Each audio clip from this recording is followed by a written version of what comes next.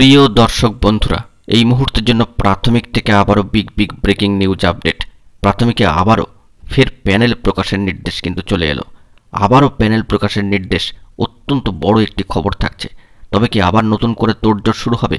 অবশ্যই এই আর্জেন্ট ভিডিওতে সবটাই আলোচনা করার চেষ্টা করছি। গুরুত্বপূর্ণ ভিডিওটি তাই আপনাদের জন্য ক্রিয়েট করা।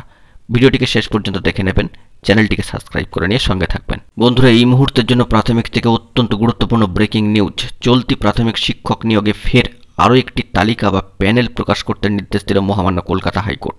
12 জন চাকরি প্রার্থী যে মামলা করেছিলেন তার শুনানির পরে গত শুক্রবার সম্মানীয় বিচারপতি রাজশেখর মান্তা মহাশয় এই নির্দেশ দিয়েছেন।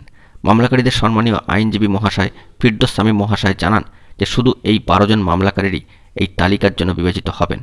কোর্টের নির্দেশ যত শীঘ্র সম্ভব প্রাথমিক শিক্ষা পর্ষদকে এই তালিকা প্রকাশ করতে হবে। তবে সম্মানীয় আইনজীবী মহলের একাংশের অনুমান এই নির্দেশের বিরুদ্ধে ডিভিশন বেঞ্চের দ্বারস্থ হতে পারে পর্ষদ। সম্মানীয় আইনজীবী ফিরদৌস সামি মহাশয় জানাচ্ছেন যে তার মক্কেলদের 4 জনের বিএড এবং ডিএলএড ডিগ্রি আছে। বাকি 8 জনের জাতীয় মুক্ত বিদ্যালয় বা এনআইওএস থেকে ডিএলএড এর সমতুল এবং ডিএলএড ডিগ্রি 2 রয়েছে।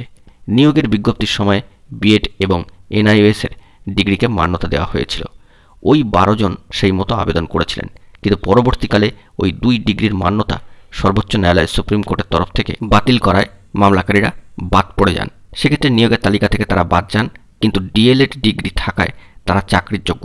পর্ষদের সম্মানীয় আইনজীবী সম্মানীয় সুবীর সান্যাল মহাশয় অবশ্য বিরোধিতা করে বলেন যে আবেদনপত্র শুধরে নেওয়ার সুযোগ দেওয়া হয়েছিল। প্রয়োজনে মামলাকারীরা সর্বোচ্চ ন্যায়ালয় সুপ্রিম কোর্টে যেতে পারতেন, যদিও আদালত মনে করছে যে এক্ষেত্রে মামলাকারী চাকরি প্রার্থী হিসাবে যোগ্য, তাই সুযোগ পাওয়া উচিত। প্রসঙ্গত সর্বোচ্চ ন্যায়ালয় সুপ্রিম কোর্টের অনুমতি পেয়ে গত বুধবার প্রাথমিক শিক্ষা পর্ষদ এই নিয়োগের তালিকা কিন্তু প্রকাশ করেছে।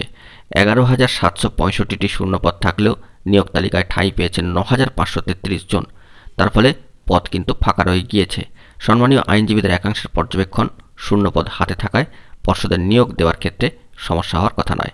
এক্ষেত্রে 12 জন ওই প্রার্থী অর্থাৎ মামলাকারী প্রার্থীর ক্ষেত্রে কি দ্বিতীয় প্যানেল আসবে, তার জন্য আমাদেরকে কিন্তু অপেক্ষা করতেই হবে।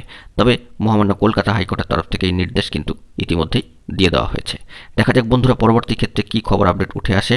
অবশ্যই আমরা সেই দিকে নজরদারি রাখার চেষ্টা করব। বন্ধুরা, এখন এই পর্যন্তই। এই ধরনের গুরুত্বপূর্ণ আপডেটগুলি পাওয়ার জন্য অবশ্যই এখনই চ্যানেলটিকে সাবস্ক্রাইব করে নিয়ে সঙ্গে থাকুন।